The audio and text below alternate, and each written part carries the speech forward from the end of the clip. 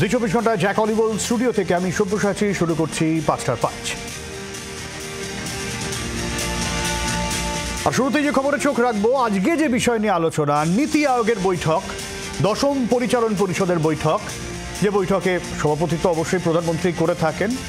বৈঠকে উন্নয়নের গতি বাড়ানোর উপর জোর দিয়েছেন। আজকে বৈঠকে কেন্দ্র এবং সমস্ত রাজ্য একজোট হয়ে টিম ইন্ডিয়ার মতো যাতে কাজ করে, তাহলে কোনো লক্ষ্য পূরণ অসম্ভব নয় বলে প্রধানমন্ত্রী মন্তব্য করেন। কিন্তু এই বৈঠকে যোগ দেননি মমতা বন্দ্যোপাধ্যায়, আরও একাধিক রাজ্যের মুখ্যমন্ত্রী যোগ দেননি বলে খবর পাওয়া গেছে। এবং এই জায়গা থেকে প্রশ্ন তুলে দিয়েছিলেন মমতা বন্দ্যোপাধ্যায়।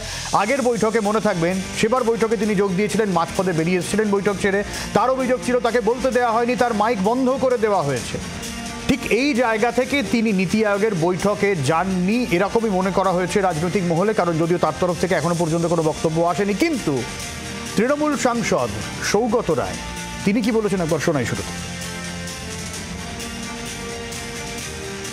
নীতি আয়োগ যে নরেন্দ্র মোদী করেছেন পরিকল্পনা কমিশনকে তুলে দিয়ে, সেটাই অন্যায় হয়েছে। তো যদি এটা ধরে নেওয়া যায় নীতি আয়োগে নীতি নিয়ে আলোচনা হবে, সেখানেও তো সব রাজ্যকে বলতে দেওয়া হচ্ছে না। গতবার পশ্চিমবঙ্গের মতো গুরুত্বপূর্ণ রাজ্য, তার মুখ্যমন্ত্রীকে বলতে দেওয়া হয়নি, মাইক বন্ধ করে দেওয়া হয়েছে।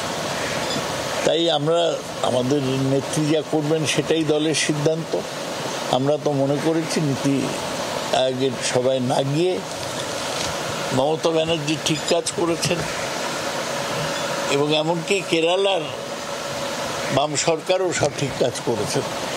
নীতি আয়োগটা একটা অপদার্থ সংগঠনে পরিণত হয়েছে। আমাদের সঙ্গে স্টুডিওয়ে তৃণমূলের কৌশিক বিশ্বাস কিছুক্ষণের মধ্যেই থাকবেন। তবে শুরুতে আমি যাব বিজেপির প্রীতম দত্তের কাছে। প্রীতম, সত্যি কি অপদার্থ একটা সংগঠনে পরিণত হয়েছে? যদি প্রধানমন্ত্রী যেখানে বলছেন একযোগে কাজ করতে হবে, সেই জায়গায় দাঁড়িয়ে যদি বলতে না দেওয়ার অভিযোগ ওঠে, তাহলে লাভটা কি? আসলে প্রথম কথা হচ্ছে, বলতে নেওয়ার তার অভিযোগটা হচ্ছে সম্পূর্ণ ভিত্তিহীন, সম্পূর্ণ মিথ্যে কথা। মমতা ব্যানার্জি মিথ্যে কথা বলেছেন, বহু প্রমাণ আছে। বলতে না দিলে ওখানে অনেক বিজেপি শাসিত অনেক মুখ্যমন্ত্রী ছিল, অনেক শাসক ছিল, তারা কেউ মমতা ব্যানার্জির সাথে সাপোর্ট করেনি এর আগের বার। আর দেখুন আজকে নীতি আয়োগ দেখুন আজকে এমন একটা সংস্থা যেখানে এর আগের যে একটু আগে বললেন না যে তোমার সৌগতবাবু যিনি অপারেশন সিন্দুর নিয়ে কোয়েশ্চেন তুলেছেন, অথচ তাদেরই প্রতিনিধি আজকে ওয়ান ইন্ডিয়া দেখাতে সারা বিদেশ ঘুরছেন এবং সেটা এখানে প্রচার হচ্ছে। ভালো কথা। এইভাবে এই ওয়ান ইন্ডিয়া, এই ওয়ান ইন্ডিয়ার মতোই হচ্ছে নীতি আয়োগ। এখানে কিন্তু তোমার এর আগে যে ব্যাপারটা ছিল যে টপ টু বটম, এই অ্যাপ্রোচটা নেই। এই অ্যাপ্রোচটা হচ্ছে বটম টু টপ।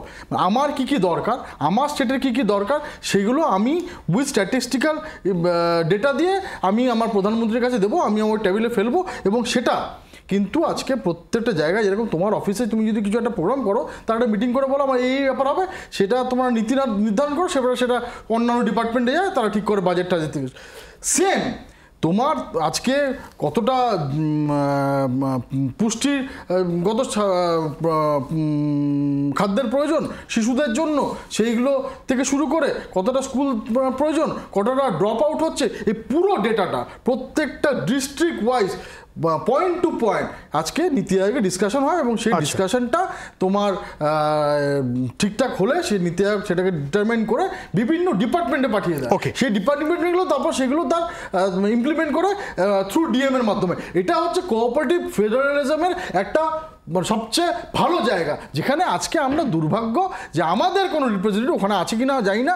সিএম যেহেতু নেই, তার কারণ হচ্ছে এই পুরো বডিটা, গভর্নিং বডিটা ইজ কনস্টিটিউট বাই সিএম, অথচ যেখানে এছাড়া কোনো এলজি, আর তার মাথায় হচ্ছে প্রাইম মিনিস্টার নিজে। আমি উত্তর নিই। তৃণমূলের কৌশিক বিশ্বাস রয়েছেন আমাদের সঙ্গে। তার মানে টেকনিক্যালি প্রীতম যেটা বলতে চাইলো, বলার সুযোগ ছিল, রাজ্যের অভাব অভিযোগ দাবি দেওয়া বলার সুযোগ ছিল, সেই জায়গা থেকে রাজ্য বঞ্চিত টেকনিক্যালি। নমস্কার। দেখুন, প্রথম কথাই হচ্ছে যে মাননীয় মুখ্যমন্ত্রী মমতা বন্দ্যোপাধ্যায় কোন মিটিংয়ে যাবেন বা না যাবেন সেটা ওনার সম্পূর্ণ নিজস্ব সিদ্ধান্ত, কিন্তু উনি এই সিদ্ধান্তে কেন উপনীত হয়েছেন? নীতি আয়োগটা হচ্ছে সম্পূর্ণ রকমভাবে কেন্দ্রের বিজেপির কুক্ষিগত একটা সংস্থানে পরিণত হয়েছে, যুক্তরাষ্ট্রীয় কাঠামোর ধার ধারে না। এবং গত মিটিংয়ে মমতা বন্দ্যোপাধ্যায়ের মাইক্রোফোন অফ করে দিয়ে ওনাকে অপমানিত করা হয়েছিল। সেই মিটিংয়ে আবার যাওয়ার কোনো প্রশ্ন আছে নাকি? আপনি সঞ্চালক, আমি আপনাকে প্রশ্ন করছি, আপনি কোনো একটা মিটিংয়ে গেছেন বক্তব্য রাখতে, যদি আপনার মাইক্রোফোনটা অফ করা হয় আপনি সেখানে আবার যাবেন? আর সবচেয়ে বড় কথা হচ্ছে, যারা বলছেন যে আমাদের রাজ্যের দাবি দেওয়াটা তোলা হলো না, আজকে একাধিকবার গত 3 বছরে মাননীয় মুখ্যমন্ত্রী এবং আমাদের রাষ্ট্রীয় সাধারণ সম্পাদক অভিষেক বন্দ্যোপাধ্যায় যখন বারবার কেন্দ্রের কাছে দরবার করে বলেছেন আমাদের 1.75 লক্ষ কোটি টাকা দাও, যেটা আমাদের ন্যায্য পাওনা, যেটা আমাদের হকের পাওনা, সেই টাকাটাই তো বিজেপি আমাদের দিচ্ছে না, সেই টাকাটাই তো কেন্দ্রীয় সরকার আমাদের দিচ্ছে না। তো নীতি আয়োগের নাটক করতে গিয়ে আমরা কি করব? আমাদের হকের টাকাটা আগে কেন্দ্রীয় সরকার দিক, নীতি আয়োগের আইওয়াসের মধ্যে গিয়ে কি মাইক্রোফোন বন্ধ করে অপমানিত হওয়ার জন্য আমরা যাব? আচ্ছা, এই জায়গা থেকেই দেখুন, যদি আমি আসবো প্রীতম, আমি আসবো এই নরেন্দ্র মোদী সরকারের বিরোধিতায়, যদি বিরোধী রাজ্যের মুখ্যমন্ত্রীদের মধ্যে সব থেকে সোচ্চার যদি দুজন বলা যায়, মমতা বন্দ্যোপাধ্যায় এবং স্টালিন।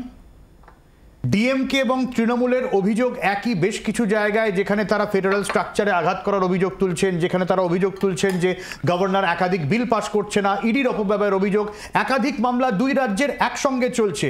সেই সিএম স্টালিন কিন্তু আজকে নীতি আয়োগের বৈঠকে উপস্থিত ছিলেন, প্রধানমন্ত্রীর সঙ্গে সাক্ষাতের সময়ও চেয়েছিলেন, যতদূর আমি জানি। হ্যাঁ, দেখুন, অন্য কোন রাজ্যের মুখ্যমন্ত্রী তার নিজস্ব কি সিদ্ধান্ত নিচ্ছেন সে ব্যাপারে আমাদের কিছু বলার নেই, কিন্তু আমাদের বক্তব্যটা পরিষ্কার। যেখানে গত নীতি আয়োগের মিটিংয়ে মুখ্যমন্ত্রীর মাইক্রোফোন অফ করে দেওয়া হয়েছিল, আচ্ছা আপনি এটা তো বলছেন না বিহারের এনডিএর মুখ্যমন্ত্রী নীতিশ কুমার কেন যাচ্ছেন না? সেইটা একটু বলুন, সেই পয়েন্টটা বলুন, যে নীতিশ কুমার যখন যাচ্ছেন না সেই প্রশ্নটা তো উঠছে না, উনি তো ইন্ডিয়ার মুখ্যমন্ত্রী। আর আমাদের বক্তব্য হচ্ছে আমাদের মুখ্যমন্ত্রী কি আবার অপমানিত হওয়ার জন্য যাবেন? প্রথম কথা হচ্ছে দেখুন ভাই, ঠিক আছে, প্রথম কথা হচ্ছে দেখুন, আজকে একটা উত্তর দিই, উনি বললেন অনেক টাকা নাকি ডিউ আছে। আমরাও বাংলার লোক, আমরাও চাই 15 টাকা যেন ডিউ না থাকে। এবার আপনি যদি চুরি করেন, সেটা যদি ডেটা ফুলফিল না করেন, আর্টিকেল 21-এ যখন ইউপি আমলে এই ফুডের ব্যাপারগুলো বা 100 দিনের কাজেরগুলো ঠিক হয়, তখন বলা হয়েছিল যে কোনো রকম কোনো যদি দুর্নীতি হয় অটোমেটিকভাবে টাকা আটকে যাবে। এবং পশ্চিমবঙ্গ দুর্নীতি হয়েছে, পশ্চিমবঙ্গ সরকার স্বীকার করেছে, 4টে ডিস্ট্রিক্ট ফাইন করেছিল, টাকা দিয়ে দিয়েছে। এবার তারপরেও যদি মনে হয় যে না আমরা মিথ্যা কথা বলছি, প্রত্যেকবার অভিষেক ব্যানার্জি থেকে শুরু করে এই যারা ছাত্রদের আন্দোলন করছে শিক্ষকরা, তাদের ব্যাপারে করতে গিয়ে বারবার সুপ্রিম কোর্টে যাচ্ছে, কয়েক কোটি কোটি টাকা আমার তোমার সবার ট্যাক্সের টাকা, দাদা বসে তাদেরও ট্যাক্সের টাকা সরকার খরচা করেছে। যদি মনে হয় যে আমরা ভুল বলছি, আমাদের এটা ঠিক না, ওনারা তো এতক্ষণে সুপ্রিম কোর্ট যেতে পারতেন, কেন যাননি? আর এই তো আমাকে বলছি যে আমরা এখান থেকে আসি না, এই সামনে দেখবে তোমার অটল ইনকিউবেশন সেন্টার আছে, এগুলো কিন্তু নীতি আয়োগের ফসল। এই ওখানে নানা রকমভাবে তোমার নতুন করে অটল ইনকিউবেশন সেন্টার, নানা রকম থিঙ্ক ট্যাঙ্ক, আজকে যে এআই থেকে শুরু করে বিগ ডেটা থেকে শুরু করে সব কিছু আজকে একটা সরকার পরিচালনার জন্য দরকার হয়, সেগুলো সব কিছু ওই নীতি আয়োগের জন্য নামটা ঠিক করেছে। নীতি পুরো সারা ভারতবর্ষের জন্য, তার কারণ হচ্ছে প্রধানমন্ত্রী নরেন্দ্র মোদী উনি বলছেন বিকশিত ভারত। আজকে জাপানকে ক্রস করে তোমার ভারতবর্ষ ফোর্থ লার্জেস্ট। নীতিশ কুমার গেলেন না কেন? নীতিশ কুমার গেলেন না কেন? বলছি, দাঁড়াও, পলিটিক্যাল কোশ্চেনে পরে বলছি। ফোর্থ লার্জেস্ট ইকোনমি হচ্ছেন, সেখানে West Bengal one of the part. সেখানে যদি আজকে ওয়েস্ট বেঙ্গল উন্নতি না হয়, যেখানে ওয়েস্ট বেঙ্গলের 5টা স্টেট তোমার অ্যাসপিরেশনাল ডিস্ট্রিক্টের 5টা ডিস্ট্রিক্ট অ্যাসপিরেশনাল ডিস্ট্রিক্টের মধ্যে আছে, বীরভূম, দক্ষিণ দিনাজপুর, নদিয়া, মুর্শিদাবাদ, মালদা। এখানে তোমার পিএম পোষণ থেকে শুরু করে তোমার ড্রপ আউট থেকে শুরু করে কটা স্কুল লাগবে, কটা কলেজ লাগবে, কটা পুকুর ওখানে কাটতে হবে, প্রত্যেকটা জিনিস একদম ডিটো তোমার সাস্টেনেবল ডেভেলপমেন্ট গোল, সেটা ওখানে বিচার করা এবং সেটা মিনিস্ট্রি অফ স্ট্যাটিস্টিক্সের আন্ডারে সেটা স্ট্যাটিস্টিক্যাল ডেটা দিয়ে প্রুভ করা। যেখানে তুমি যে একটু আগে স্ট্যালিনের কথা বললে না, এই স্ট্যালিন এই এসডিজি গোলে সবচেয়ে এগিয়ে আছে। তার কারণ হচ্ছে ওনারা নীতি আয়োগে যান। নীতিশ কুমার গেলেন না কেন? নীতিশ কুমার গেলেন না কেন? কারণ গেলেন না, ওনার চিফ সেক্রেটারি গেছেন কিনা সেটা তোমার কাছে জানা আছে কি? আমাদের চিফ সেক্রেটারি জাননি, পশ্চিমবঙ্গ রিপ্রেজেন্টেশন নেই, সেটা আমি জানবো। গেলেন না কেন? আরে বাবা, নীতিশ কুমার চিফ সেক্রেটারিকে পাঠিয়েছেন, রিপ্রেজেন্টেশন পাঠিয়েছেন, কথা বললে হবে? নীতিশ কুমার ডেপুটি সিএম হতে গেছে, তো একজন অত্যন্ত গুরুত্বপূর্ণ। আরে এগুলো পলিটিক্যাল কথা বাদ দিন, আজকে যে আমার বাংলা ডেভেলপমেন্টটা হলো না, সেটার দায়টা কেন হয়? আপনি বিহারের কথা বললেন, কেন গেল না সেটা বলুন, কেন গেল না? আজকে কোটি কোটি টাকা আজকে আমাদের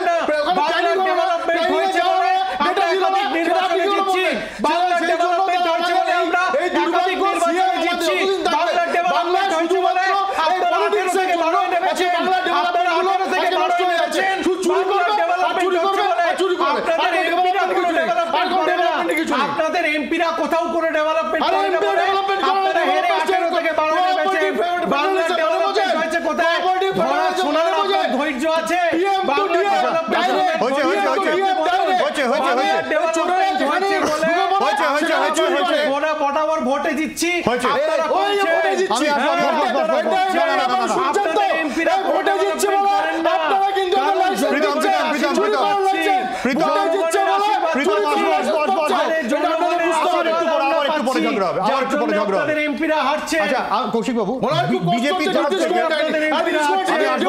যার জন্য আপনাদের এমপিরা হারছে। বিজেপির তরফ থেকে নীতি আয়োগ নিয়ে কি বক্তব্য আমি একবার শোনাবো। অল্প বয়সী ছাত্রছাত্রীরা তারা এ রাজ্যে পড়াশোনা করার ইচ্ছা নেই, ভিন রাজ্যে চলে যাচ্ছেন। এই রাজ্য থেকে মেধা অন্য রাজ্যে চলে যাচ্ছে। রাজ্যের শ্রমিক পর্যন্ত আজকে অন্য রাজ্যে কাজের খোঁজে চলে যাচ্ছে। এই পরিস্থিতির মধ্যে দাঁড়িয়ে যখন পশ্চিমবঙ্গ অর্থনৈতিকভাবে খাদের কিনারে এসে দাঁড়িয়েছে, তখন মুখ্যমন্ত্রীর এই নীতি আয়োগের বৈঠক বয়কট করা কার্যত পশ্চিমবঙ্গকেই একটা অনিশ্চিত ভবিষ্যতের দিকে ঠেলে দিল। কৌশিক দেখুন, আমাকে প্রথম কথা হচ্ছে গত 14 বছরে 2011-তে আমরা ক্ষমতায় আসার পর আমি কিন্তু হার্ড ফ্যাক্টস বলছি, এরকম ভাবে তো ডিবেট হবে না। আমি বলবো, তারপর আপনি বলুন। গত 14 বছরে পশ্চিমবঙ্গে জিএসডিপি 4 গুণ বেড়েছে। গত 14 বছরে আমাদের মাননীয় মুখ্যমন্ত্রী মমতা বন্দ্যোপাধ্যায়ের নেতৃত্বাধীন সরকারে 1.72 কোটি, মানে 1,72,00,000 মানুষকে দারিদ্র্য সীমার নিচ থেকে উপরে নেওয়া হয়েছে। নারী ও শিশু কল্যাণে আমাদের 35,000 কোটি টাকা এই বছরের বাজেট বরাদ্দ। জনস্বাস্থ্য কারিগরিতে, পঞ্চায়েতি রাজে আমাদের 44,000 কোটি টাকা বরাদ্দ। এই কেন্দ্রীয় সরকার, এই নরেন্দ্র মোদীর কেন্দ্রীয় সরকার পর 2 বছর 2020 থেকে 22 এমএসএমই সেক্টরে সারা ভারতবর্ষের মধ্যে পশ্চিমবঙ্গ 1 নম্বরে 1.35 কোটি মানুষের কর্মসংস্থান হয়েছে। এরপরেও কেউ যদি বলেন পশ্চিমবঙ্গে উন্নয়ন হয়নি, তাহলে তার জবাব জনগণ দেবেন। 1 নম্বর কথা। 2 নম্বর কথা হচ্ছে, কয়েকদিন আগে আপনারা দেখেছেন গুজরাটে মন্ত্রীর ছেলে মনরেগার টাকা চুরি করেছে, দেখেছেন আপনারা, খবরে বেরিয়েছে। এবং এই মনরেগা নিয়ে আমরা যতবার তথ্য দিয়েছি, ততবার সেই তথ্যের কোনো সদুত্তর কেন্দ্র দিতে পারেনি। যার জন্য 1 মিনিট প্রীতম, 1 সেকেন্ড, সেই জন্য রাজ্য সরকারের তরফ থেকে মনরেগার 59 লক্ষ মনরেগার নথিভুক্ত মানুষকে এবং আবাস যোজনার মোট 28 লক্ষ মানুষকে রাজ্য সরকারের তরফ থেকে টাকা দেওয়া হবে। এইটাই হচ্ছে পশ্চিমবঙ্গ সরকার। নীতি আয়োগের অ্যাকচুয়ালি কোনো ক্ষমতা নেই। নীতি আয়োগের নাম করে তারা আমাদের মুখ্যমন্ত্রীকে ডেকে নিয়ে গিয়ে আবার অপমান করতেন, সেই ফাঁদে আমরা পা দিইনি। কেন্দ্রের বঞ্চনা সত্ত্বেও আমরা উন্নয়ন করেছি বলেই মানুষ, জনগণ আমাদের আশীর্বাদ করছেন, এটা ভুলে যাবেন না। জনগণের আশীর্বাদে আমরা ভোটে জিতছি। কেন? জনগণ দেখছেন আমরা উন্নয়ন করছি কেন্দ্রের বঞ্চনা সত্ত্বেও। প্রথম কথা হচ্ছে, এইমাত্র বলো না যে কারণ বিহার ওখানে রিপ্রেজেন্টেশন করেনি, ওখানে ডেপুটি সিএম সম্রাট চৌধুরী ওখানে রিপ্রেজেন্টেশন করেছেন। সুতরাং কোঅপারেটিভ ফেডারালিজমটা বুঝতে হবে যে আজকে সবার, আমার তোমার সবার ট্যাক্সের টাকা যেন প্রত্যেকটা জায়গায় যায়, সেই প্ল্যানিংয়ের জায়গাটা হচ্ছে নীতি আয়োগ। সেই প্ল্যানিং যাবে এবং সেই প্ল্যানিংটা প্রত্যেকটা ডিপার্টমেন্ট যাবে, প্রত্যেকটা মিনিস্ট্রি যাবে এবং সেই মিনিস্ট্রি কাজ করবে। সে এডুকেশন থেকে শুরু করে, হেলথ থেকে শুরু করে সবাই। তো আজকে তুমি দেখেছো যে কয়েকদিন পরে পিএম আসছে, এখানে আবার নতুন কিছু প্রকল্প উদ্বোধন করবে আমাদের বাংলার জন্য। এবং যেটা ডাইরেক্ট তোমার কাজ হচ্ছে, এর আগের দিনও তোমাকে বলে গেছি, রেল থেকে শুরু করে তোমার সড়ক থেকে শুরু করে তোমার এই গত বছর আজকে প্রায় 10,000 থেকে 12,000 কোটি টাকার কাজ হয়েছে। কিন্তু বারবার যেই কথাটা আজকে বলছিলাম, খুব ইম্পর্টেন্ট। দেখো, আজকে ঝগড়া করার বিষয় না, খুব ভালো পশ্চিমবঙ্গ এগিয়ে যাচ্ছে। কিন্তু যদি পশ্চিমবঙ্গ এগিয়ে যায়, পশ্চিমবঙ্গে যদি এত জিএসডিপি খুব ভালো হয়, তাহলে ডিএটাও দিয়ে দেওয়া উচিত, কোনো ব্যাপার নেই। উনি মেনে নিক। আজকে উনি অফিসিয়াল স্পোক্স পার্সন, আমরা অফিসিয়াল স্পোক্স পার্সনদের পাই না, আজকে পেয়েছি। উনি অফিসিয়ালি বলে দিক যে খুব জিএসডিপি ভালো, তাহলে কোনো অসুবিধা হবে না 10,000 কোটি টাকা দিয়ে দিতে, এরপরেও 40-50,000 কোটি টাকা দিয়ে দিতে কোনো অসুবিধা হবে না, দিয়ে দিক। আর যদি ওনার কোনো প্রবলেম থাকে, যে আমি তো বারবার বলছি যে আমরাও চাই সমস্ত টাকা যেন ফেরত নিয়ে আসে, আপনার ইমিডিয়েটলি এই বারবার ছাত্রদের যে টাকাটা খেয়ে ফেলেছেন, আর তোমার শিক্ষকদের যে টাকাটা আপনারা খেয়ে ফেলেছেন এবং তাদের টাকা মানে আবার চাকরি না দেওয়ার জন্য বারবার সুপ্রিম কোর্টে যাচ্ছেন, কয়লা বালি সব কিছুর জন্য সুপ্রিম কোর্টে যাচ্ছেন, আপনারা আমাদের মানে সেন্ট্রাল গভর্নমেন্টের টাকা, আমার টাকা, আপনার টাকা, সব টাকা নরেন্দ্র মোদী আটকে রেখেছে, তার জন্য নথি নিয়ে একদম সোজা সুপ্রিম কোর্টে যান। আমরা সবাই মিলে সাহায্য করবো, আমরা লয়ার দেবো, আমরা চাঁদা তুলে দরকার হলে টাকা দেবো, কিন্তু আপনারা সেটা নিয়ে কবে সুপ্রিম কোর্টে মামলা ফাইল করবো না। কিন্তু যেটা আজকে যেটা বললাম নীতি আয়োগে তুমি তোমার একটা মেয়ের বাচ্চা মেয়ে, সে পুষ্টি কী হবে, একটা জন্মানোর পর থেকে তার ডেটা থেকে শুরু করে সে, উনি তো একজন ডাক্তার, উনি জানেন যে আজকে অপুষ্টির জন্য কত মায়েরা আজকে মারা যায় এবং শেষ পর্যন্ত বাচ্চাগুলো অপুষ্টিজনিত কারণে তোমার অসুবিধা হয়, সেইগুলোও কিন্তু সব ডেটা ওখানে ডিপেন্ড করে। ডেটা যদি না থাকে, তুমি আজকে ধরি আমরা এত কথা বলছি, ডেটার উপর ভিত্তি করে কথা বলছি, সেম নীতি আয়োগ যা দরকার সেটাকে ওখানে বলবে এবং সেই ডেটাগুলো প্রত্যেকটা মিনিস্ট্রিতে যাবে এবং সেই কাজ হবে। বিকশিত ভারত করতে গেলে শুধু মানে অন্যান্য প্রদেশে এগুলো হবে না, বাংলাকে নিয়ে এগোতে হবে এবং সেটাই তোমার ইউনাইটেড ইন্ডিয়া শুধু বিদেশের মাটিতে সিন্ধুর অপারেশন সিন্ধু দেখালে হবে না, ডেভেলপমেন্টেও ইউনাইটেড ইন্ডিয়া থাকতে হবে।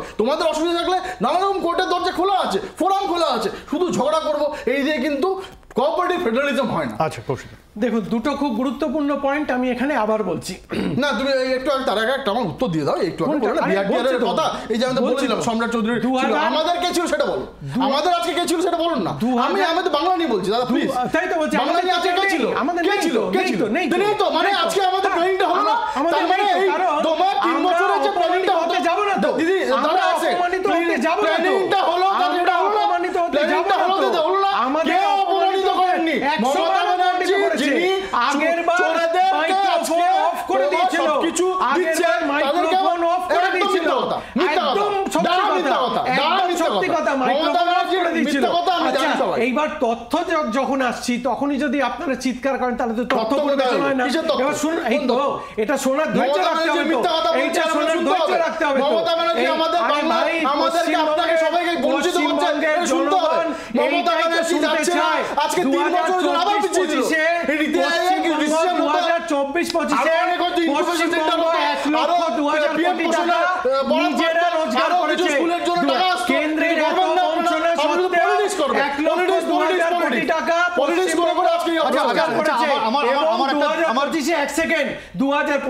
পশ্চিমবঙ্গের নিজস্ব রোজগার 1.12 লক্ষ কোটি টাকা। চ্যালেঞ্জ করে বলছি, কোটা বিজেপি রাজ্য করে দেখা, সরকারি কর্মচারীদের করে দেখা। আপনারা জানেন যে আপনারা আবার জনগণের দ্বারা প্রত্যাখ্যাত হবেন, আপনারা আবার জনগণের দ্বারা প্রত্যাখ্যাত হবেন। বলুন না কিছুতেই বলছেন না, আরে কিছুতেই বলছেন না।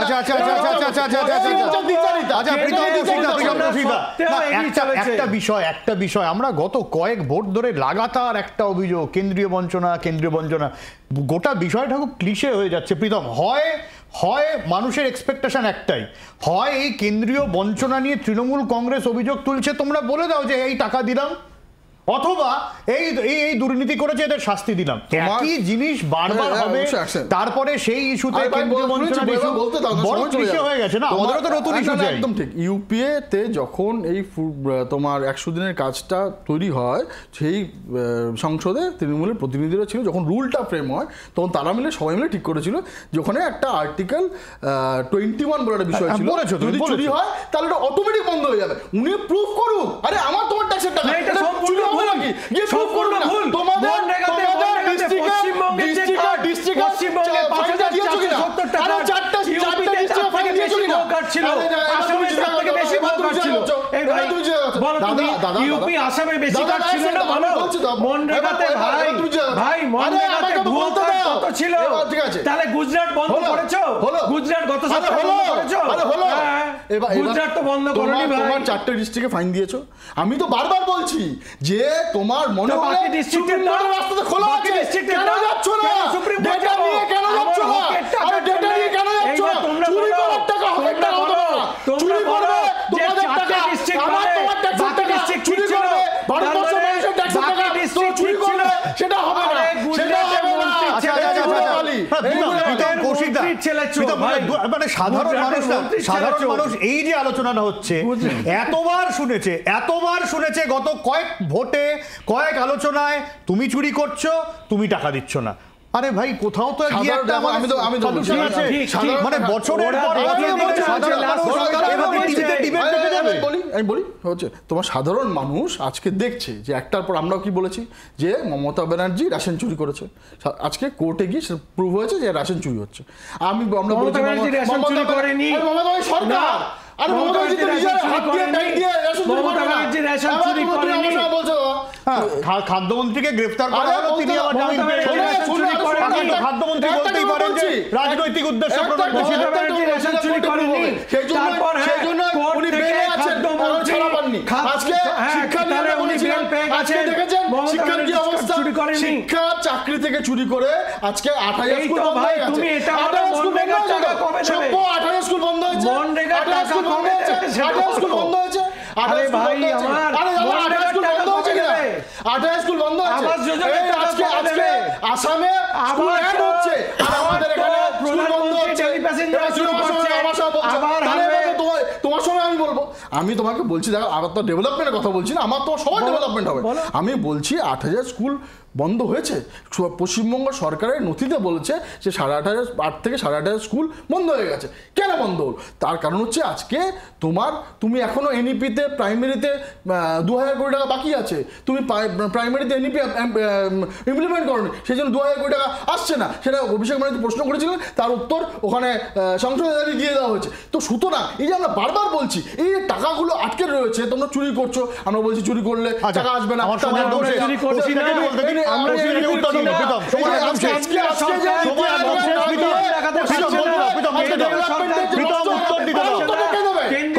আমাদের কেন্দ্রীয় সরকার, ভাই আমরা বারবার বলছি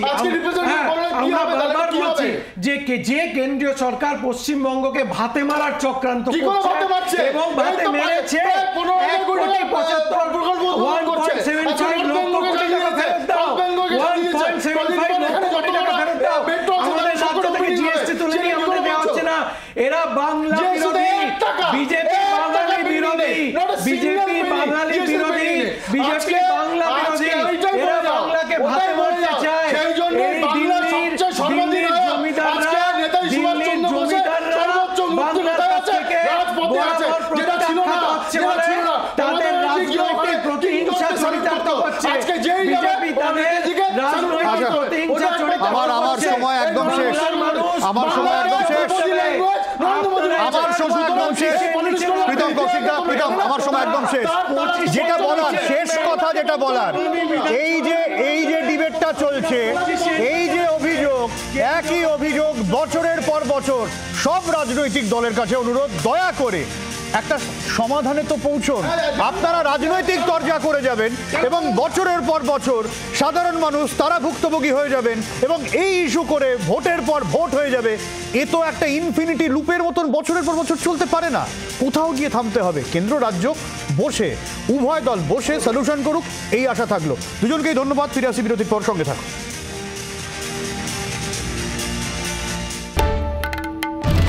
বাংলার আওয়াজ, বাঙালির আবেগ, জি 24 ঘন্টা।